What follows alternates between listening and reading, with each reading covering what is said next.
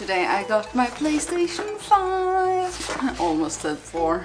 I got myself a PlayStation 5 and it was only by pure luck that I was able to find one. A guy on my Discord called me and said now they have them in stock, and 10 minutes later it was sold out. It has been impossible to get a hold of a PlayStation 5, and a lot of you are in the same boat, experiencing the same thing. This console has been out for freaking like 2 years already, and it has been impossible to get a hold of one. Finally did it. I hate the design of it, but I'm gonna give you all of my first impressions on this console, whether it is worth it or not. Because boy do I have plenty of things to say about it now that I've had it for quite a few weeks. So why did I decide to get one now?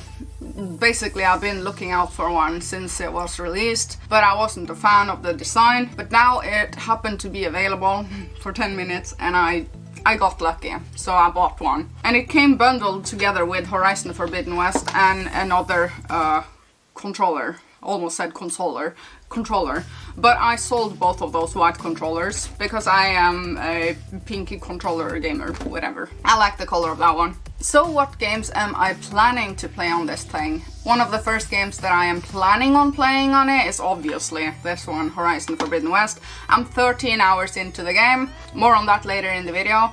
I am also very interested in Tiny Tina's Wonderlands. I haven't bought that yet, but I may actually, just waiting for a sale basically. Also my backlog is... But currently I am mostly playing my PlayStation 4 backlog, believe it or not. Because after unboxing this humongous monster, I transferred all of my PlayStation 4 info and games and all that stuff over to the PlayStation 5. The PS4 transfer process took almost a day, I think. I just left it on. I didn't play for the first 24 hours because of that. But other than that, the transfer in itself went smoothly, and I was able to use my old external hard drive from the PlayStation 4 and just tape it on this one. In the same style that I've done for several years. You know, it's the Isha gaming style of doing things. So let's have a moment to talk about how it looks, the actual design of it. So it is a beast, it is humongous. I hate the design of it. What I hate the most is not only the size, it is the way that it is big.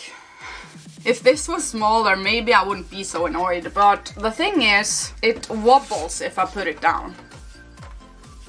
And it comes with a stand. The stand doesn't make sense to me. None whatsoever. It is not user-friendly.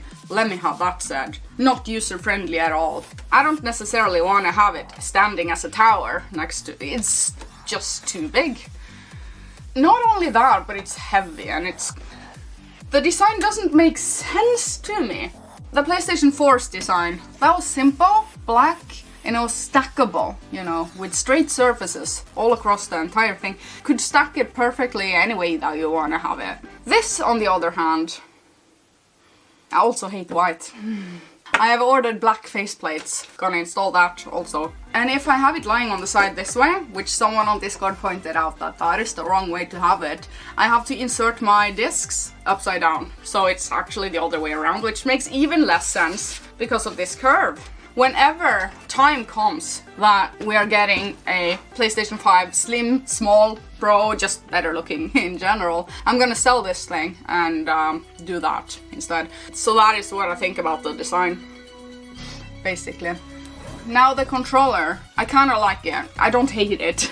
I wanna say that I don't hate it. The haptic vibrations in this thing, second to none, as a console gamer would say.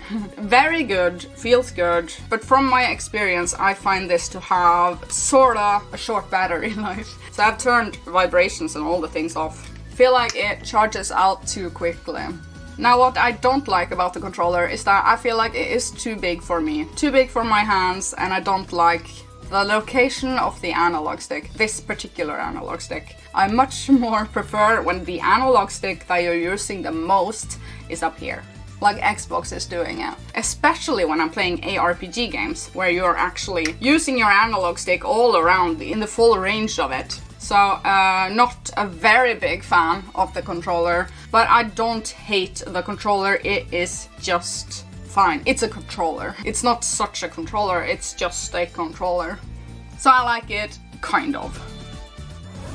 Now over to how the PlayStation 5 actually performs. I like everything that the system is doing. It sounds like I am being very negative towards the entire experience, but no, this is where I am enjoying my PlayStation 5. How it is performing, what it is actually doing. I'm still getting used to the user interface, which is overhauled quite a bit from what I'm used to from PlayStation 4. There are also some new features. I can actually see my playtimes now, and I don't believe PlayStation has ever revealed to me my hours played in my games before now.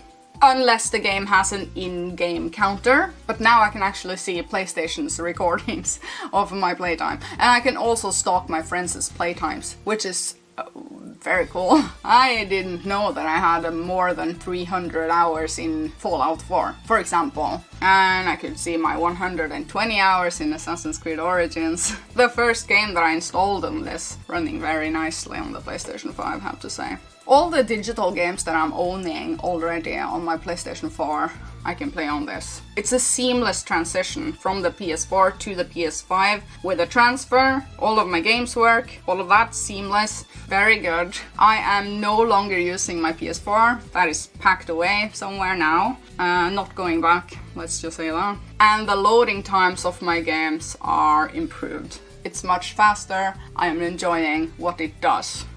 Performs good. Now starting off, when you start your PlayStation 5, you have a little game that is packed in with the console, and it is called Astro Playroom. For some easy trophies, I guess, and also it's just a game that introduces you to the features of the haptic feedback in the controller. It's more like a demo game to show off what the console can do, I feel like. I didn't delve much into it, but I'm mentioning it either way. Now, do I recommend the PS5? It is very expensive. I paid 7,500 Norwegian. That was packed in with 2 controllers and Horizon Forbidden West. It is the most expensive console I've ever bought in my life. We have gotten to this point. There is a digital version also, which is a kind of less expensive. But I mean, I have too many physical PS4 games that I would not be able to play if I didn't go for the physical one. Because I'm dumping my PS4 now. I'm not going back, like I said.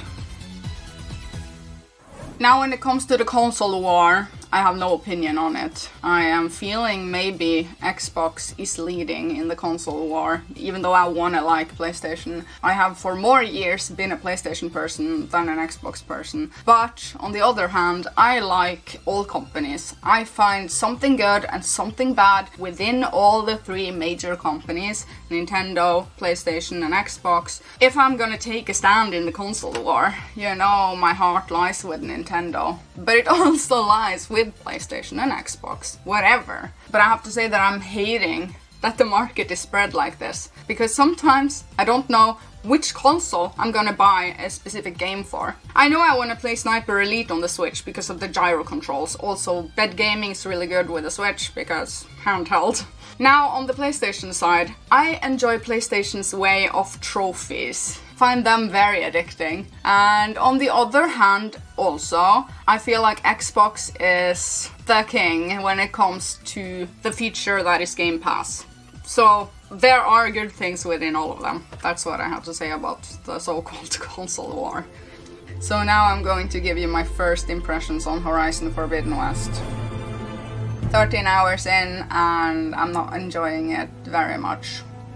It's a game. So I feel like Horizon Forbidden West has a steep learning curve, even though it is very similar to Zero Dawn. It's almost the same game. I felt several times that this is just Horizon Zero Dawn. I'm feeling nothing differently. Controls the same, combat pretty much the same. It continues the story. Story is really good. I mean, it's a post-apocalyptic world where there was a technological world before, and now we're back to caveman stage almost, with tribes and stuff. And when you go down into caves and ruins, there's old technology from the old world. That is a unique story. I find it interesting and I like to delve into the actual story of the game.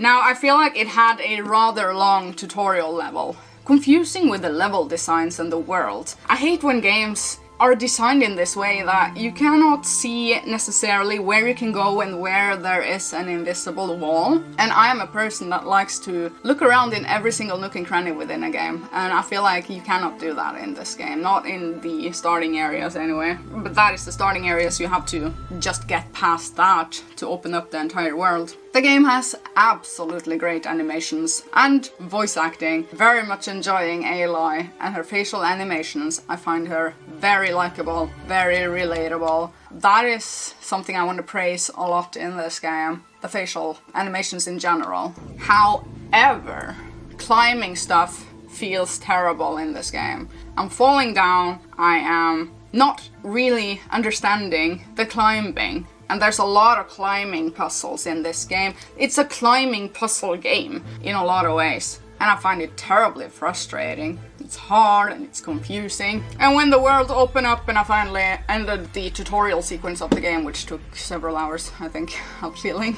Also, within the 2 first hours of the game, I had to look up a tutorial because I didn't get one of the climbing frustrating puzzles.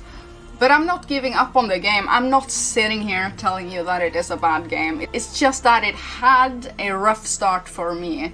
I'm not giving up the game, even though I'm not necessarily finding a lot of enjoyment 13 hours into the game. There's just something with the controls, I'm not getting it. Also, you cannot fast travel out of your caves. So I'm stuck in a cave right now, and I can't find the way out. It's like Black Reach all over again.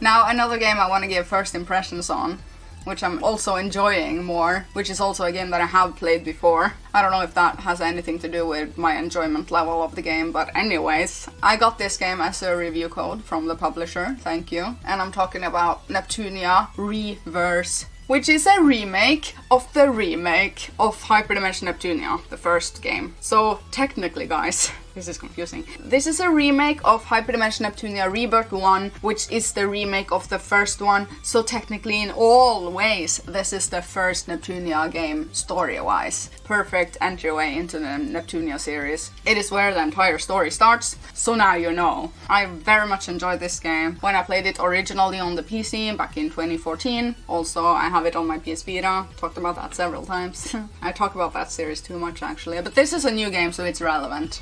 And it is a PS5 game also. Now the gameplay is a turn-based RPG with a lot of good story, funny story, a lot of fourth wall breaking in the story, which is keeping me entertained from start to finish. I have of course completed this game before, but it's fun to dip back into now. And also I feel like this is a very sweet remake. Hearing the music again, meeting the characters again, I get a good feeling. I'm enjoying this game. And it has a new fishing game included. If you're ever gonna play Neptunia Reverse, or Rebirth, or any Neptunia actually, make sure you save often, because it gets really difficult at times, and when you die, you go back to last save. Also, some grinding is necessary in the Neptunia series, I feel like. Mages, with a period, I don't think that makes verbal sense. I can't believe how... Level up! Ha! I leveled up!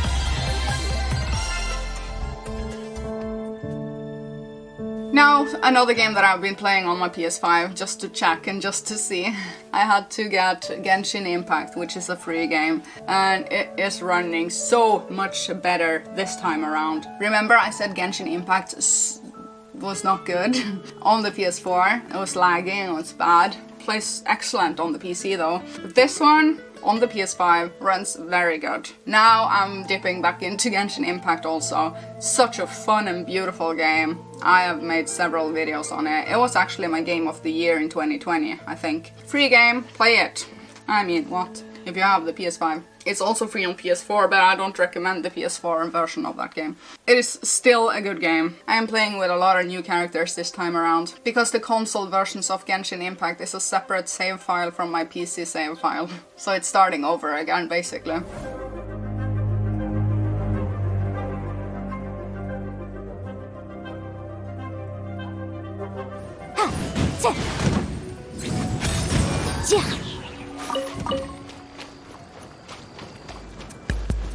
And we have Assassin's Creed Valhalla, which I'm trying to like still. And the loading times are so much better now on the PlayStation 5. It's no longer taking that much time with the loading screens, I mean. So that is massively improved.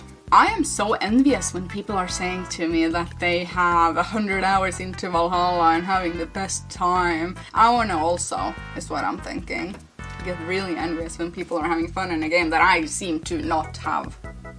It looks excellent on the PS5. I can feel that graphics are improving in PS5 compared to PS4 version, and the loading screens are just so much better now. Highly recommend if you hate long loading screens, that is.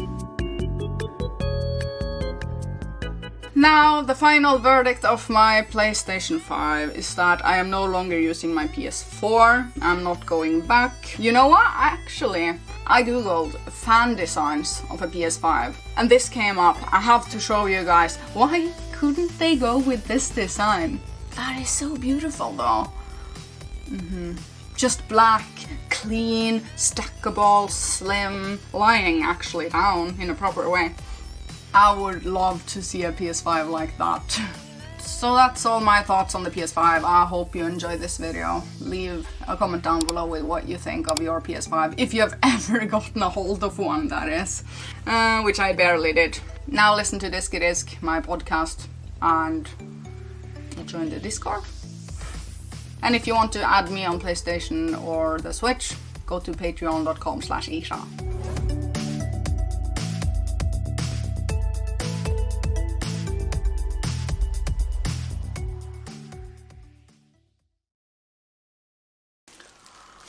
It's so big. I feel like it is a joke.